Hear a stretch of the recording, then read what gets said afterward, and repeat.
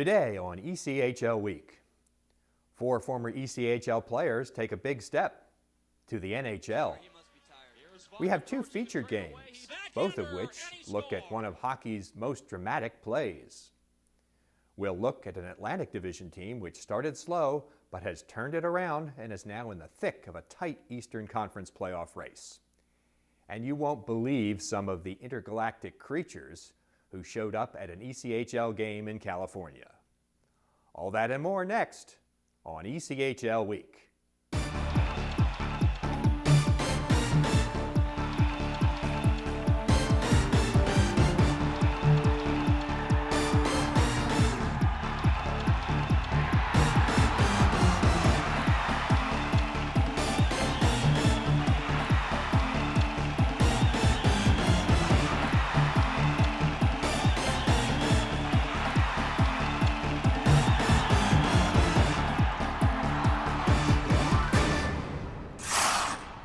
Thanks for joining us. We've got a good show lined up today, including a story about a player who folks might start calling Mr. Hat Trick. Let's get started. Now that every team in the league has fewer than 30 games left in the regular season, the playoffs aren't too far away. Let's take a look at where all those races stand. With just 2 months of play remaining prior to the playoffs, the postseason picture looks particularly murky in the Eastern Conference. As February begins, 8 teams within 9 points of one another are eyeing the final 4 playoff positions. The top 8 in the Eastern Conference, including the 3 division champions, plus the other 5 teams with the highest point totals, qualify for the Kelly Cup playoffs. As far as the division titles are concerned, Reading controls its own destiny in the Atlantic. The Royals have a healthy margin over Wheeling and Elmira. In the North, Cincinnati and Toledo have been at the top all season, while Fort Wayne's division championship aspirations are still legitimate. Over in the South, Greenville and Gwinnett have been playing tag for first place all year.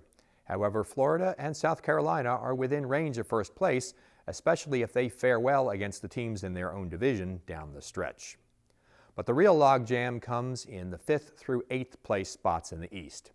At the start of the month, Toledo, Florida, Wheeling, and Fort Wayne were all in playoff position, but South Carolina, Elmira, Kalamazoo, and Orlando were all within 5 points of a playoff spot. At this point, only Trenton and Evansville would look to have a real uphill climb to postseason play. In the West, things are a bit more settled. 8 teams qualify for the playoffs, set to begin in early April. The drama will be to see if Bakersfield, which has played much better since the start of the new year, will be able to catch either San Francisco or Utah for the final playoff berth. As far as the divisional races are concerned, in the Mountain, Idaho is the only team with a realistic chance of catching Alaska. The Aces have been at the top of the division for a while and are one of only 3 teams to have topped 30 wins so far this season.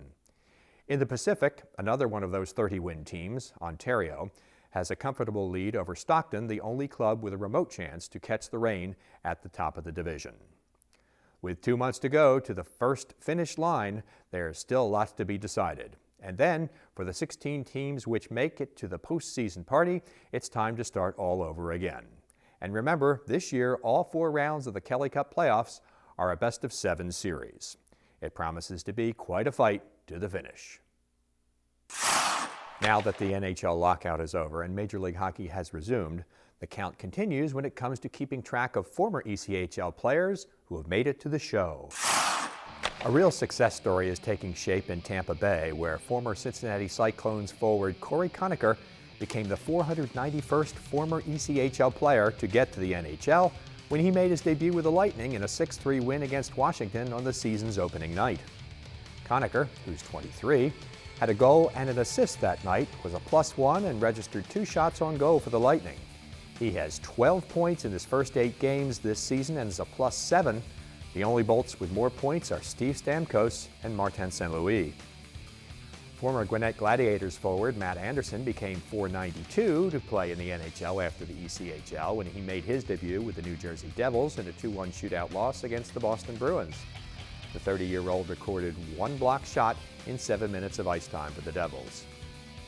Former Reading Royals left wing Antoine Roussel became the 493rd ECHL alum to make the NHL, and he appeared with Dallas in a 4-3 win over Phoenix. The 23-year-old scored the game's first goal and had 2 shots on goal in 7:18 of ice time for the Stars. And former Toledo Storm right wing and 2007 ECHL All-Star Jamie Tardif was number 494 when he made his debut with the Boston Bruins in a 1-0 win against Toronto.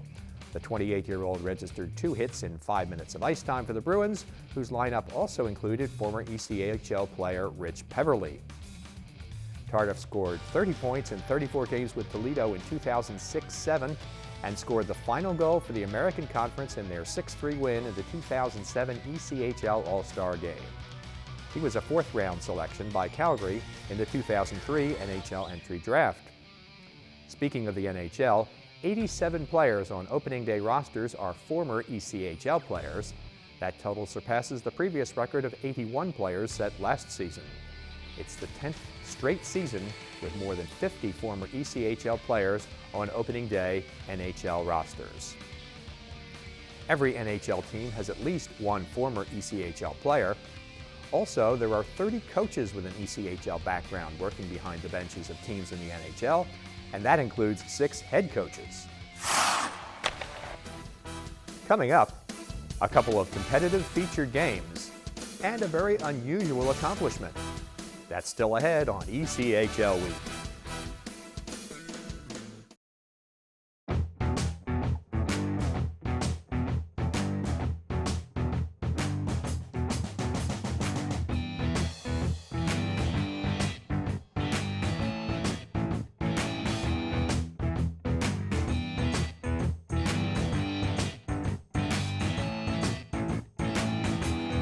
So many reasons to be a fan, so many ways to show it. Customize your own at shop.nhl.com.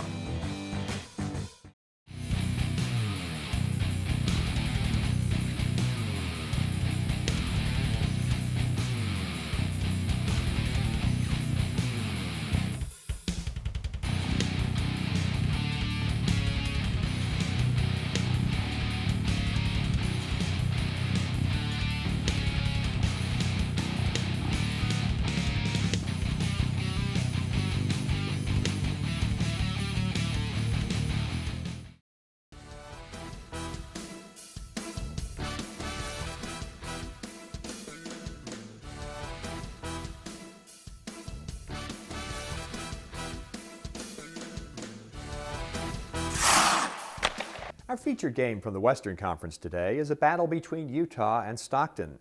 The Grizzlies are struggling to keep pace with the rest of the Mountain Division teams, while the Thunder are comfortable, at least for now, in second spot in the Pacific Division. Here's Mike Benton describing the action on 1280 AM KWSX. Off the face-off, this one controlled by Concept right point. On a chip down low, here's Blockler, centering pass, Reed, score! Reed hangs on to it, sends it to the back, to Hart, to Reed, left circle, takes a shot, he scores!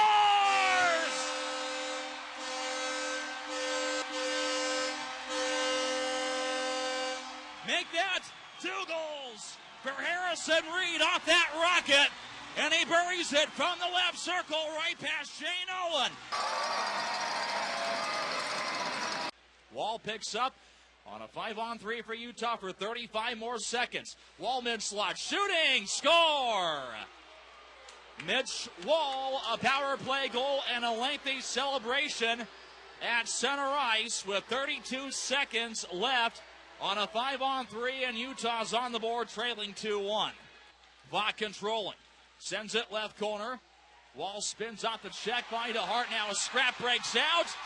Mark Isherwood and Matt Ambrose dropping the gloves, and the two lose their balance just a few seconds into the tilt, and that's it with 14-13 to go in the second period. It appeared clearly frustrations boiling over here, and we'll see 5 minutes given to the two players, beg your pardon. That was actually Yannick Riendo, not Matt Ambrose. And don't forget, hockey players have emotion, and they will definitely remember this. And Matt Ambrose crushed against the boards. A penalty against Utah. Scraps out on the ice with 10:25 to play in the second period.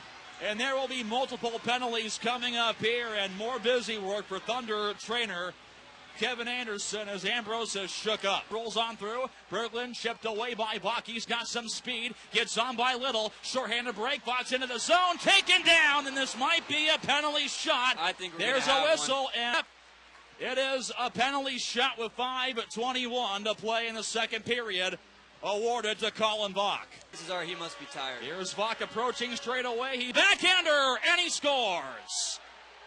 Colin Vach, a penalty shot goal with 5:21 to play in the second period, and it's a brand new game. Thunder and Utah are tied at 2.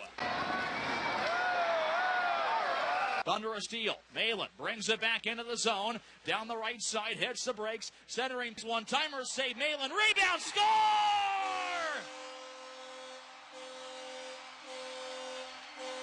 Justin Malin parks the rebound with 10:15 to play in regulation for his 16th goal of the season, and the Thunder back on top. 3-2. Hard trying to clear. Isherwood kept it in to Tuzzolino. Wrist shot blocked. Loose puck now to the far side. Wall collects, sends it back. Right point, Tuzzolino. For Wall, shooting, score! Mitch Wall ties the game with 29.8 seconds left. Again, a shot under the crossbar, and we're tied at 3. Wall keeps it in. Gives up. Tuzzolino to the right side. Cameron goes across. Wall onto the back. Tuzzolino to Cameron, right dot down. Low pass. Moved in front. The shot. Isherwood scores. A miracle last second comeback. And again, they steal one in the late stages at Stockton Arena.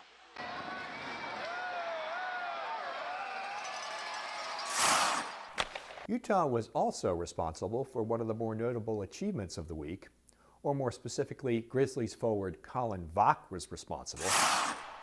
Vach earned a hat trick in back-to-back games in Ontario.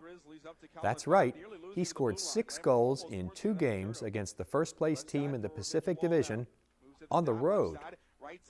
As you watch these highlights, remember they all came within the space of about 25 hours.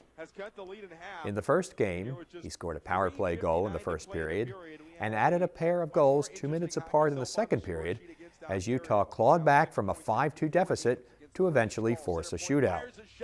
The Reign ended up winning the game 6-5. Oddly enough, Vach had a turn in the shootout, but was unsuccessful. In Game 2, Vach, a Detroit native, scored all the game's goals as Utah earned a 3-0 shutout on enemy ice. Add up the numbers and Vach had 6 goals. That included 3 on the power play and 1 into an empty net, and was a +3 in the 2 road games on consecutive nights. That victory for Utah also ended the Reign's 9-game winning streak. I caught up with Vach and asked him about the fact that all 6 of the goals came while he was within 10 feet of the net. I know Coach has been on us here in Utah about, getting guys in the paint in that area, so I've been working on that lately, and, it paid off this weekend. Vach, who's in his second year in the ECHL and has also spent time with Gwinnett, now has 3 hat tricks. He notched his first one at home in a victory over San Francisco in late November. Vach played 4 seasons of college hockey at the University of Vermont. He leads the Grizzlies with a +13 rating this season. He told me that the season so far has been an enjoyable one for him in Utah. It's been good so far. I mean, our team at the beginning of the year had, some good players here that, probably shouldn't have been in this league due to the lockout. They were here, so it was good to learn from them. But, coming back this year and being in the same place again as last year is a little bit more comfortable, and, just had a good start so far to the year. Even so, Vach knows that the Grizzlies still have plenty of work to do the rest of the season. We've been kind of inconsistent team lately, so, hopefully, the last 30 games here we can, get a couple in a row here. And I think that, this weekend in Ontario and the weekend before in Stockton were a good start to this for the second half of the year. One interesting statistical note, during the second period of that second game, during which Vach scored his 4th goal of the weekend, Utah held Ontario without a shot. It's the first time this year that a team in the ECHL has played a period without recording a shot on goal. Still to come, our second featured game, this one from the Eastern Conference. and a look at why sometimes hockey is out of this world. That's ahead on ECHL Week.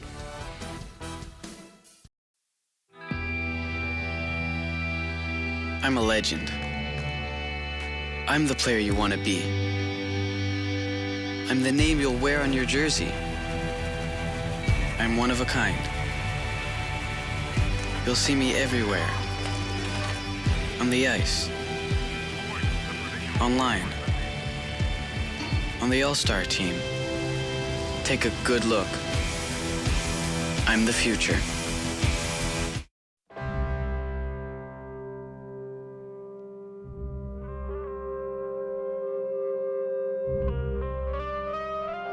Seven 7,000 high school students drop out every school day. That's a line of desks more than 4 miles long. We can keep students in school. Visit boostup.org and take the first step.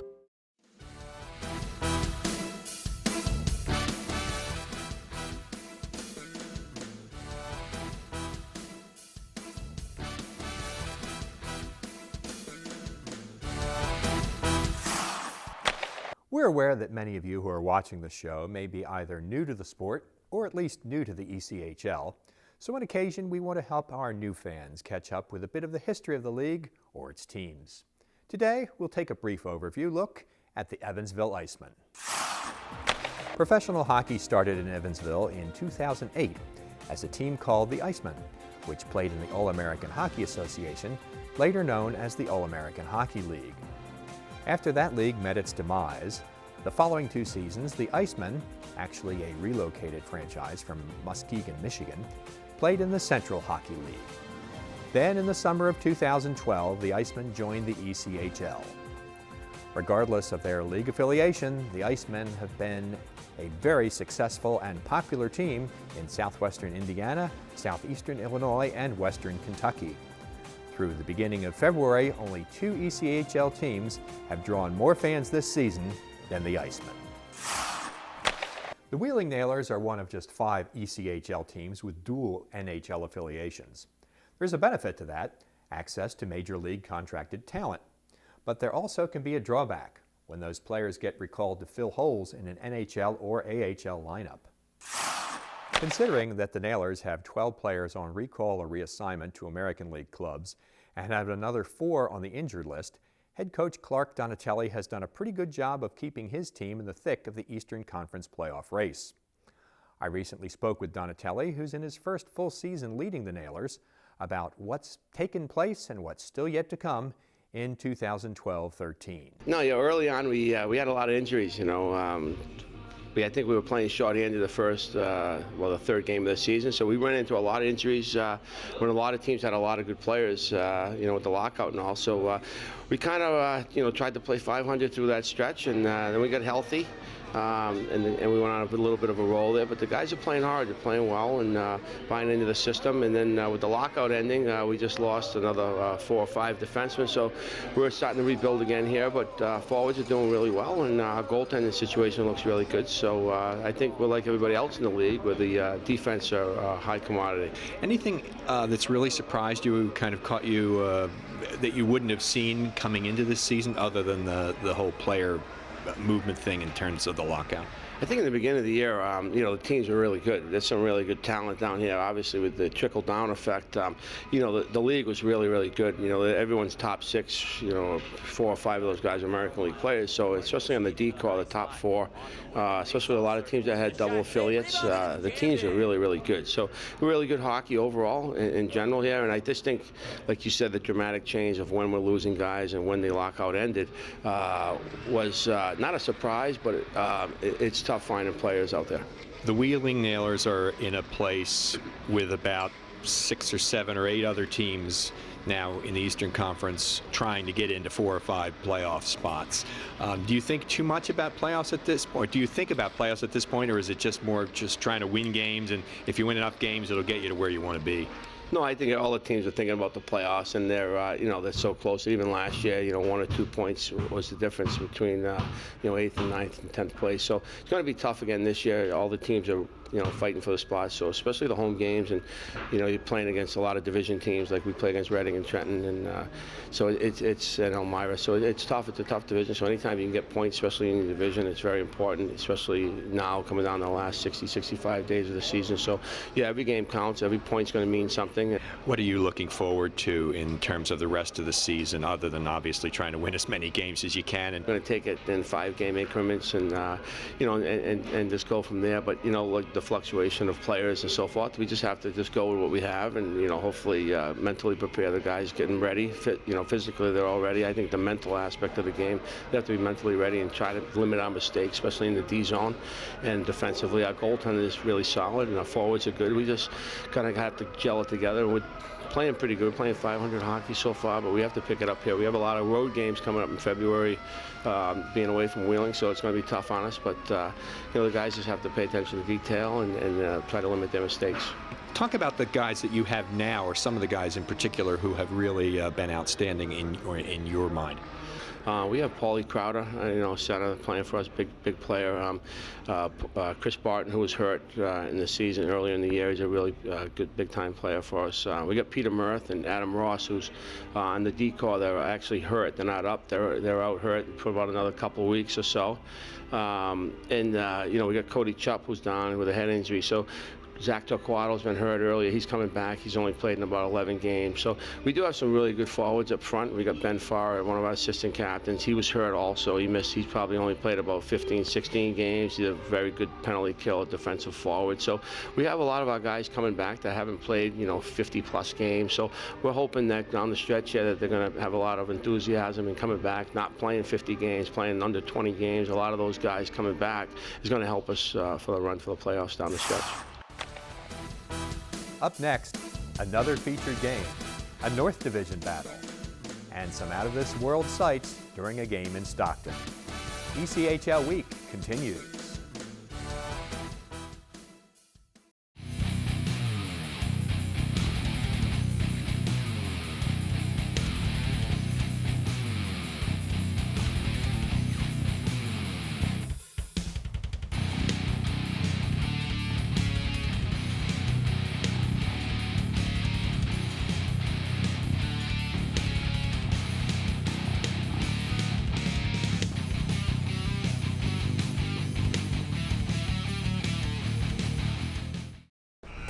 From opening night until the Kelly Cup is raised, watch every game of the 2012-13 ECHL season exclusively on AmericaOneSports.com. Catch the action live or on demand. Games available on your PC, Mac, or mobile device. The biggest goals, hardest hits, and spectacular saves all season long can be found only at AmericaOneSports.com, the official broadband broadcaster to the ECHL.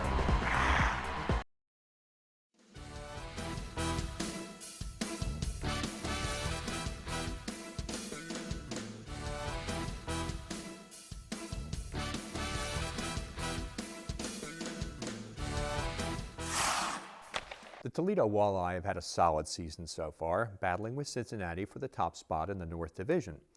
For the Kalamazoo Wings, it's been an up-and-down year as the team is hovering at about 500 with a third of the season to go. So let's take a look at one of their recent get-togethers. Matt Melzak and Rob Wersinski have the call on BCSN. Schill flings this one in. Joel Martin will come out to settle it down. He lost it. Parks in front. He scores! 1-0 Toledo, and Trevor Parks gets it. Parks earlier this year, 7 points, 3 goals, 4 assists in 25 games with the Griffins. Stepping up was Malka. He missed it. Sirota leading the charge, 2-on-1, and Sirota scores. Nick Sirota came into tonight as the top scoring player. That's his 4th goal against Toledo this year. This one chipped up to the line. Malka gloved it down, but then lost it. And it's brought back in by the Wings. Good job by Rogers, though, to get back defensively. Still a centering pass in front, and they score. As cutting to the front of the net is John Armstrong, his 6th goal of the year, as the Wings in front, 2-1. As Armstrong wings it in from center ice. Renier kept it alive, and we've got behind Thorne has dropped the gloves, and he's throwing the punches. Just knocked a helmet off of the ice of Savoy. Two of them exchanging blows. Thorne and Savoy. Stephon Thorne, big right hand there. Landed, and another right from Thorne. His helmet's finally come off. Savoy finally has him in a headlock, and that's going to bring the linesman in. There you go. Thorne signaling over to the walleye bench. Malka at the line, trying to keep it in. Look out of here. Cloutier is away. Short-handed on Simpson, and he scores. 3-1 Kalamazoo on the short-handed goal here in the third period. Savoy at the line. Fires a shot, and that was tipped in front but wide. Estrachilla is on it for Toledo. Well, who's on the power play here, Matt? Well, right now it looks like Kalamazoo as they get the steal. Armstrong is in, and a penalty call coming here against Spady. It's going to be a penalty shot. John Armstrong coming in on Kent Simpson. Toledo's down by 2. Armstrong waiting, and Simpson makes the stop. Burks has it, goes into the left circle, and he had it knocked away, picked up by Thorne. Thorne sends it in front where Lample's at, leaving it there on a quick shot by Knowlton. And again, a save by Joel Martin, who holds on shot number 32 of the night for the Walleye. A big hit by Lample along the near side, and Cloutier is going to go after Lample. Lample just ran over Pierce. Now, we have seen that from Cody Lample all season long. He can certainly bring the body. And this game goes in the books as a 3-1 loss here tonight for the Toledo Walleye in front of a great crowd of well over 6,000 tonight here at the Huntington Center.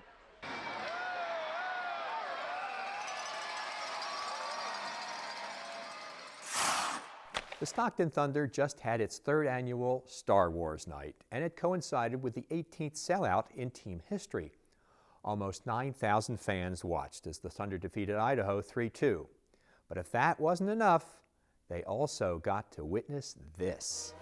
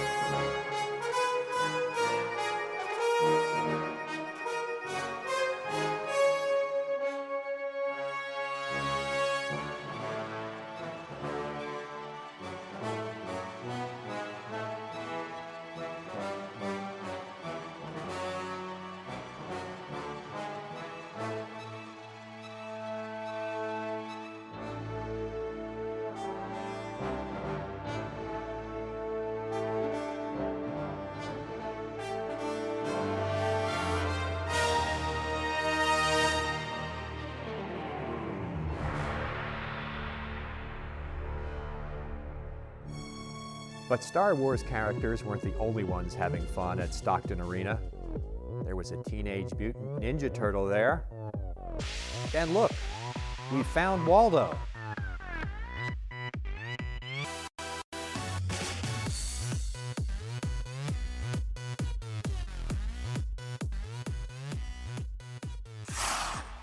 Perhaps the Force will be with you if you make sure to visit our Facebook page.